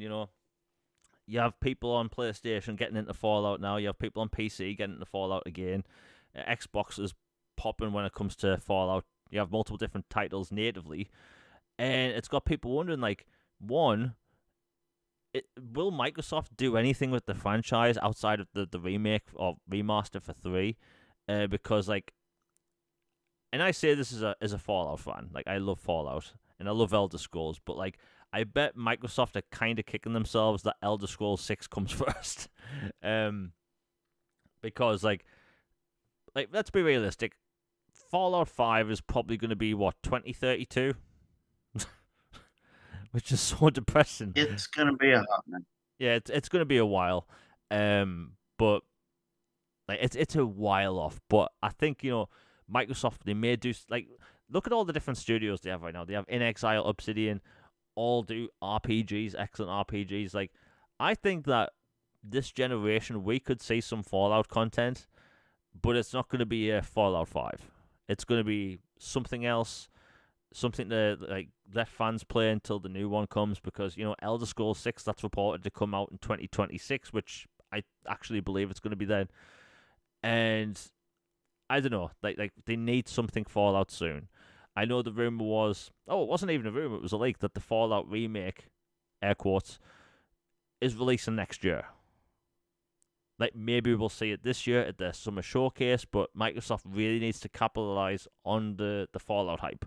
Because if you have Fallout 76, a game that people deemed dead, like, if you go on YouTube, there's millions of videos saying Fallout 76 is the worst game ever. But over time, that's gotten multiple different expansions. It has basically single player content now with quests, and you basically can play that game as a single player game, albeit with other players roaming around. But it is what it is, and it's just like these games are continuing to grow. Like Fallout, like timing the Fallout 4 next gen upgrade alongside the TV show, which is what I predicted like a year ago. But like, it's kind of genius, really, because like that's all people are talking about on my feed: Fallout 4, Fallout 76, and by the way, Fallout 76 doesn't have crossplay, which I just found out about. So That is like, I can't even use a polite word for that. That's ridiculous. That needs to be a top priority fix. yeah, and I only found out about that yesterday. Like, they have this game that's popping off, like you said, a million concurrent players. Like, that is crazy, and you don't have crossplay, and it's not like a purely competitive game. So like, they have to work something out. And by the way, Fallout 76 doesn't have a next gen upgrade either. So I don't want to sound mean or rude, but chop chop, Microsoft, like do something with Fallout immediately. Announce the remaster or remake at E3 or whatever the E3 showcase is going to be called, because Fallout's popping off right now. Excuse me. And I think that comes down to when Logan, you mentioned this before the show went live. Sarah Bond mentioned, like, what other video games would you like to be adapted into a TV show, because the cross marketing is clearly working. Yeah, it's crazy. Is like, not saying it's prophetic or her testing the waters necessarily, but also in her position, it is wise to, throw something out there and kind of gauge interest, because Fallout is, you would be clueless and naive if you don't think that they're at least considering the idea of making some other stuff into shows or films, seeing as how Fallout became already in the top three most watched shows on Amazon ever in like a little over a week. It's been renewed for season two in just over a week. It's critically acclaimed. It's doing phenomenal. It's, we just talked about the numbers on the games, like how many people are going back. And oh yes, this is also another curb stomp on the narrative of nobody plays old games. I'm like, go look at the go look at the numbers. You're fooling yourself. Um, just like yeah, they absolutely would be unwise not to look at it, and I think they are. And I think Xbox has a lot of IPs now, especially with Activision Blizzard, that they could adapt into a show. Like you could have a traditional military type show, focused on the Call of Duty IP. You could have, you know, Banjo Kazooie or Spyro or Crash Bandicoot cartoons. You could have, Elder Scrolls High Fantasy kind of Game of Thrones Witcher vibes show. You could have, a sci-fi, just really intense thriller kind of like, psychological drama, like about the what it means to be human and how far you're willing to go, like in a Prey movie or series, like Dishonored, all the powers, and like Doom obviously has had a ton of adaptations. Like there's so many that they could work with. Yeah, I think the big one is Gears of War. Oh yeah, of course, yeah. Yeah, and like, I was thinking of ones that weren't already announced. oh yeah, um, I really want to see Gears of War with Batista. Like, that's all we want. Like, can we not have that? And although I will say this, maybe this might be controversial. I really hope if Microsoft does work with another company with TV shows, don't do Netflix. Just don't. I I personally do not think Nintendo, not Nintendo, Netflix can like do live action stuff that well. They clearly can do animated shows, but I don't know. I can't trust a live adaptation from Netflix. I just can't do it. I can't do it. They put out good I would TV. do Amazon. Yeah, Amazon, Apple, like Apple's known to put out good content. Amazon clearly knows how to do it. I'm not really familiar with Paramount Plus that much, but like, hey, it is what it is. I think we'll see more stuff. I just hope it's sooner rather than later because these TV shows cost a lot of time and money to make. Like Halo has been in development, not Halo, Fallout on Amazon's been in development for like 4 years or something. Like that's crazy. I remember seeing props back in 2019. That's crazy, you know. How Um, much of it? Oh, sorry. Go ahead. no, I was just gonna say it's crazy that it's been in development for that long. Yeah, how much of it do you think was the writer strikes and the pandemic? Like, if it wasn't for that, do you think it would have come out significantly sooner? I think it's a mix of both. Yeah, like the writers' strike played some part of it, but like doing visual effects from home, I can't imagine being that easy because you need these beast PCs to do them kinds of special effects. Um, I'll use another TV show, right? Shogun on Disney Plus. They've been making that since 2018. You have all these physical sets. You can't really see much green screen, even though there are special effects in it. And they came out, and it's probably one of the best TV shows of all time. By the way, people listening haven't watched Shogun yet. It just finished. One of the best TV shows ever made. I'm sad that's not going to be a season two, but hey, that's a TV show. But yeah, I think Microsoft will work with different companies again. Like Sony's going to work with companies for more TV shows. I think isn't Netflix making a Horizon Zero Dawn show? I can't remember if it's Netflix, but somebody's making a Horizon Zero Dawn. Somebody is doing a God of War thing as well. And Yeah, then there's Twisted Metal, which is already out. yeah. I also saw that Sony might buy Paramount. Um, That's a smart move for them. yeah. I will say this again. This is a gaming podcast. If they mess up Star Trek: Strange New Worlds, I will be angry. I don't need the last great Star Trek to be cancelled or changed. Just stop it. Um. Anyway, by the way, I could talk about Strange New Worlds for about 8 hours straight. That show's amazing. But yeah, video game adaptations clearly do the job. Halo's popping off, and like you said, old video games, old video games are popular. And by the way, one of the most popular video games at the minute, which is an old game at this point, GTA 5. GTA 5 is ancient by modern day standards, and it has the most players every month. People love it. And I think, the whole Fallout thing ended the whole people only like to play new games thing. It's like, that's clearly not true. And, we'll move on to the last topic. Logan, I know you want to talk about this. Xbox next generation maybe being integrated with the PC ecosystem, which has been going around for the past, I want to say a week or so, 2 weeks. And I want to put this out there, and I've never mentioned this on Twitter, and I've never mentioned this on my channel, because I didn't want to cause a ruckus. People are talking about how amazing would it be if you could play Steam on your Xbox, Steam games, or Epic Game Store, right? Because if their next generation Xbox or Xbox handheld had these stores, you essentially have every single game, everything, which is really cool, right? And no, I have no problem with that. However, there's a little caveat that nobody else seems to have mentioned, that I appear to be the only person on earth that's mentioned this or about to mention this. It would give developers less incentive to port games directly to Xbox. Nobody else has mentioned this except me. If a game that's, let's say, PC centric, I'll use a game that isn't coming to Xbox as an example.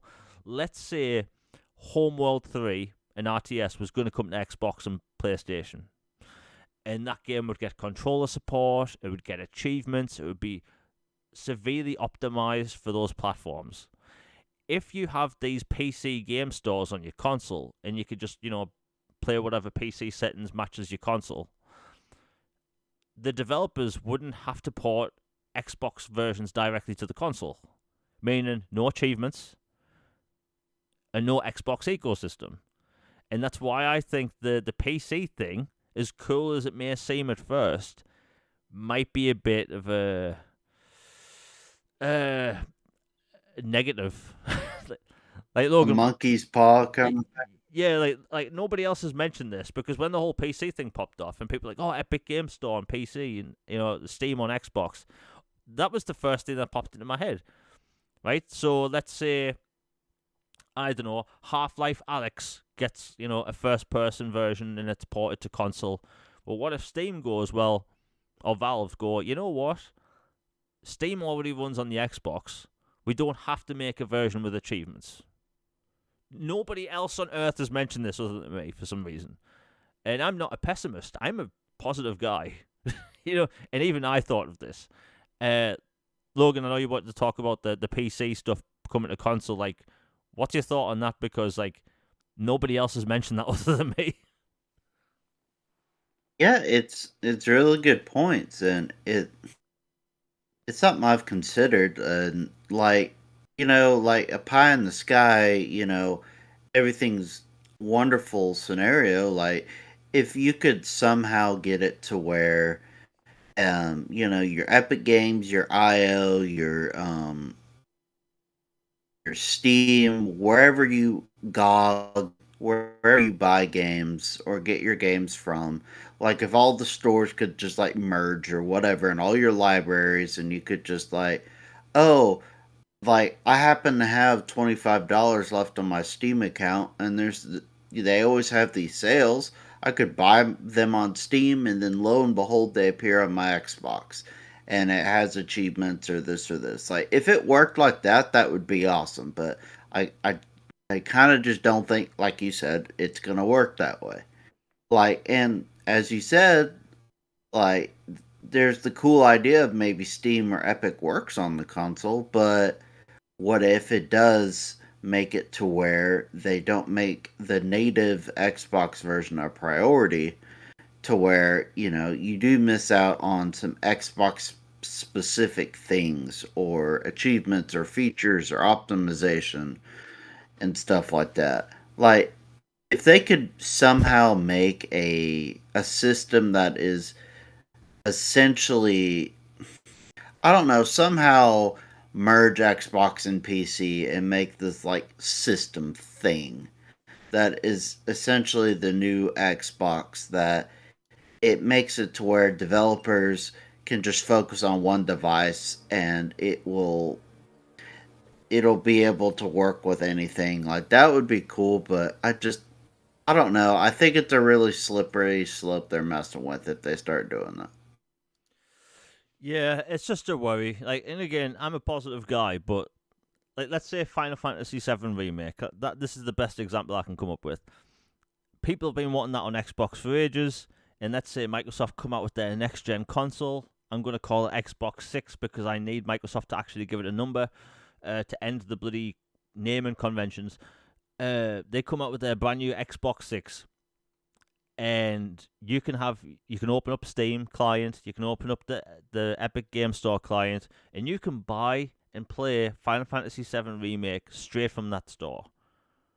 Where you're not going to have your Xbox achievements, and you're not really going to be playing an Xbox version in the Xbox ecosystem. And I think that's a slippery slope that Microsoft maybe needs to be really careful about. And remember, Microsoft wouldn't be making any money off these games either. Like, having an open platform like that on console, in an ideal world, it'd be amazing. Unfortunately, we don't live in an ideal world where everything's made of chocolate, right? And, rainbow kisses, right? I I just see Microsoft maybe doing something like I think they're intentionally going to do something good, but do something bad at the same time. I think it's a weird one. And don't get me wrong, I love the idea of having Steam games and Epic games on console, but I think that it's just going to give developers less incentive to port directly to the console. That's just me. I'm the only person online that's mentioned this, and it really annoys me. And I'm an optimist. I keep talking about Homeworld 3. It's an RTS. There's no snowball's chance in hell that will ever come to console because of how you control those starships in the game. And the only way you'd be able to play that on a console is if the PC, launcher for Steam works or whatever, right? That makes sense. But outside of that, I don't see it, working as how Microsoft like. I'm seeing all these thumbnails and videos and like really like happy posts like, hey, you'd have access to everything. It's like, yes, you would, at the sacrifice of not having an integrated Xbox ecosystem for that game. I like getting achievements when I play Xbox games, right? It's really cool. You get that little popping sound and it pops up on screen and gives you a little percentage of how many people have got that achievement. Really cool stuff. You wouldn't be getting that. And that's the concern. Now, do I think Microsoft's actually going to do this? No. I think they will do something with PC in the future. Like maybe like side loading something on the console, but I think it's a weird time because like hardware's in a weird space where like Sony, they coming out with a mid-gen refresh this year, even though I think mid-gen refreshes this time they aren't necessary. The handheld talk has a lot of hype because handheld consoles clearly can take off now that aren't just buying it Nintendo. The Steam Deck proved that. You have the ROG Ally and LG have a few. Like everyone has one of those PC handhelds at the minute, and I think Microsoft, like, they have a good thing at the minute. They have all these different first-party studios making a wide variety of games. You've got AAA games, AA games, size games. You've got smaller games. You're getting updates for all these other games, expansions for some. It's like first-party content-wise, Microsoft is in the best place ever, right? It's when it comes to hardware, we just need better optimization for the hardware we have. Maybe do whatever they're doing with the handheld this year or whatever. But like they need to be very careful. And remember, Microsoft might actually be going a year or even 2 years early before the next PlayStation launches, which would be crazy, and we maybe have another 360 scenario. But I just take this PC thing and think Microsoft, they have to be careful. Like I would love it if we could play everything, but like realistically, I don't know if it'll work out as well as people think. And again, I'm an optimist. But yeah. Anyway, Logan, have you got anything else to say on that before we change topics? N- no, just the like I love the idea of potentially having a device to where, like I said, like I could have all my libraries merge or whatever, and I could just like pick up something on Steam or pick up Epic or GOG or whatever, and then play it on my Xbox. That would make me thrilled, but the potential consequences of that action do concern me. Yeah, I mean, who knows? All this stuff may just end up being, rumors. It's all it is. um, it's all it ever really is, in the gaming space. Before we close out the show, we'll talk about this quickly. So, Microsoft, they recently formed a team of basically a game preservation team. Take care of games going forward to future hardware and the games we already have. And there's been speculation that we're going to see more backwards compatibility games added. And, there have been games spotted like Marvel Ultimate Alliance, the Xbox One version on the store. Now, multiple people have pointed out that those games were already there, but I'm noticing other people posting about games I haven't seen in the store. So I think like we've talked about this before, Microsoft shutting down the 360 store on 360 in June or July, and like that's it. That's it. No more 360 games available to purchase. There's like 280 games stuck on 360 that aren't backwards compatible that are on the store on 360, and it's got me thinking, it's got Logan thinking that, and there have been rumors that we are going to see an Activision specific batch. But I honestly believe that this summer at the Xbox Game Showcase, maybe it's going to be at the extended thing or highlight reel, that we are going to see one final big batch, even though the BC team is quote unquote done, of new BC games, but also optimizations. Microsoft, they paraded their BC features. You carry forward your 4K upgrades for these like 360 games, but now they have 60 frames per second boost, auto HDR, and no more games got added. And that I always wondered why. You have all these excellent BC features the other consoles couldn't even dream of having, and you're not adding any more. So I think we are going to see a bunch of those different things at the summer showcase, alongside all the other cool new games and stuff. Like Logan, what's your thought on that? Because we talk about backwards compatibility a lot, and there's still games that I want to be BC, you want to be BC, and let's face it, as many games as are backwards compatible on Xbox, that's like over 300 and I think it's over 600 360 games alone at BC. There's still a lot people want. Yeah, and first off, I'll start by saying that when they said they were done, or this last time that they said it in 2020 2021, um they did leave wiggle room, and they said, we've exhausted what we can do for now, never say never, this, like typical, leave the door, it's cracked open. And, before that, they had shut down the program once or twice before that. And then, because of requests and desires and changing business environments, they brought things back because we kept requesting, we kept asking, and they acquired Bethesda. They acquired all these other studios.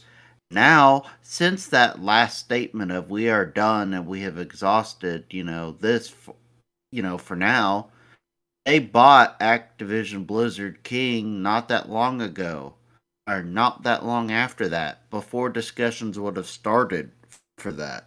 So, um, yeah, like I don't. It, this is a side step. Like you get a whole bunch of nonsense comments whenever you post about Final Fantasy or whatever. Like whenever I post a BC request or something, I almost always get at least one or two.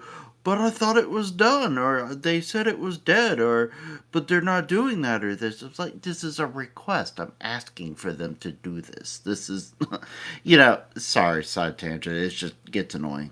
Um, but yeah, I fully expect that we will get a batch, and it will be ABK focused. But I do think there are some other titles that they should squeeze in there. Like Saboteur, like if they can get that one song figured out or somehow tweak something with that, that one deserves to be in there. Obviously, Quake 4, the Quake Wars games, Return to Castle Wolfenstein and Wolfenstein '09. Those are made by id and Bethesda and Raven, so it had some cross pollination licensing issues between all those different companies. But they're now all under Microsoft. So thus that is no longer a licensing issue for you. So you can check that off the list. You've got the older Crash Bandicoot and Spyro games you can add. You've got, a whole bunch of other for like um Alpha Protocol's one you and I both want. Singularity. Like there are so many just first party titles alone now that they have all these companies with ABK that they should add, and a few others from outside first party. Give them a life raft because when that store shuts down, they're no longer purchasable on those devices, and they're just poof gonzo. Except for the ones that are already BC. Those you can still buy on Xbox Store and on your console, but the ones that aren't, they're just poof. So please get it done, and I think they will. Yeah, and I think two of the big ones, and even though they are licensed titles, is just the Transformers games. Oh Every yeah, 100%. Yeah, every single time I post about like Transformers, War for Cybertron, or Fall of Cybertron, all the replies I get are like people like really needing this, and like there's a high possibility that at some point people will wake up this year and there's going to be a bunch of familiar Activision games in the store. Um, licenses, all that stuff can be sorted. Hell, like I've talked about this before, Medal of Honor 2010, it's an excellent first-person shooter campaign. As far as I know, that isn't backwards compatible because of one song in the credits. Right? I think it's a Linkin Park song. That's such a shame. Yeah, and that's like a whole game people can't play. And it's an excellent first-person shooter campaign. And like songs have had games have had songs re-licensed. Like back in 360, Alan Wake, I think 4 years ago, the 360 version, they had to delist it because of a song, and then they sorted the license out, and now the 360 version is back on the store. As well as that, you can buy the remaster if you want, or you can buy the original game and it has 60 frames boost. So you have both options there, and I think like these things can be worked out. Yes, it does cost money, but if you're in the UK, you see BC games in the top 10 all the time, right? Skate 3 is in the top 10 at least once a month. People love 360 games because guess what? They were bloody amazing. The 360 had so many games. Like, it's ridiculous how many great games that console had. And that are just stranded on the 360. And it's sad because there's no other way to play a lot of those games now at all unless you're on PC, and there's, even then you can't buy all of them. So, yeah. Anyway, it's an exciting time for Xbox ahead. I think Xbox is going to have a good year. Hellblade's out soon. Hellblade's out in less than a month. That game looks fantastic. People still don't believe the clips I post of gameplay. Like, it looks so good. People still don't believe it, which I find hilarious. But it's going to be a great year for Xbox. Third-party games alone look great. First-party games look great. I keep saying that there's no doom and gloom or FUD or anything that people should pay attention to, and they really shouldn't. It's a great time to be a gamer. It really is, And that's not just the old game talk. We're talking about like new games. It's going to be a great generation ahead, and when you see someone flipping out because Microsoft makes a decision that they don't like, just calm down. Like, it's just video games. And by the way, I noticed recently there's this subculture on Twitter that, they constantly like call people names and like obsess about stalking other people, and they'll follow you, get blocked, make another account, follow you, get blocked, and sometimes they'll use the same name, and it's like, this is all over video games, right? Back when I was a kid, the console war was this: Sonic is better than Mario. No, Mario better than Sonic. No, Crash Bandicoot is better than both. That's all it was. Now men will stalk other men on social media, make other accounts to stalk other men on social media. And that's what gaming's like now. Welcome to gaming in 2024. It's a nut house. Anyway, everyone in chat has been amazing. Logan, it's been great talking to you once again.